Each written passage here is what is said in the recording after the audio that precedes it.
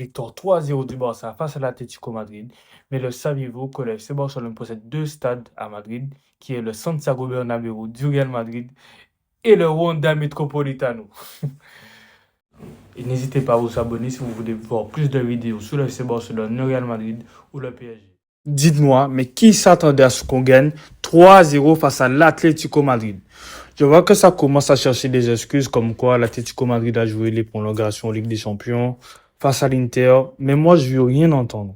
Puisque De Jong, Gavi, Pedri, Balde, Cancelo, Christensen n'étaient pas présents. On jouait avec Roberto et Firmino Lopez au milieu de terrain.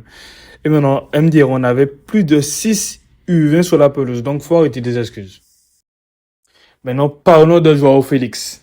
MDR, frérot, j'espère que tu es au courant que le Barça n'a pas les moyens de t'acheter et que tu vas retourner à l'Atlético Madrid en fin de saison. Match aller comme match retour, il plante 2 buts en toute détente et j'ai bien mis la gestion de Xavi parce que tu reposes Lamine Yamal, bien évidemment. Il faut le reposer, il est jeune.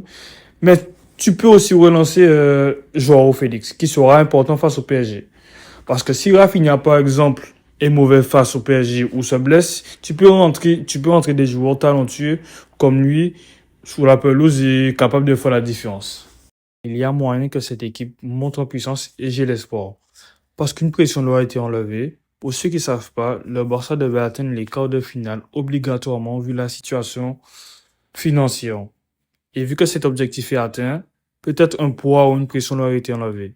Et pareil pour Xavi, qui est sous le départ, et vu qu'il a annoncé son départ, il a moins de pression sur le dos.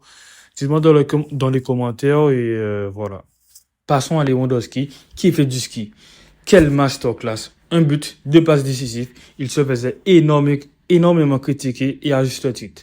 Mais personnellement, je l'ai toujours soutenu, même s'il jouait en petit ballon il y a quelques mois. Il ratait énormément de contrôle, où il essayait trop de garder le ballon, mais maintenant, 2 buts, une touche, et voilà.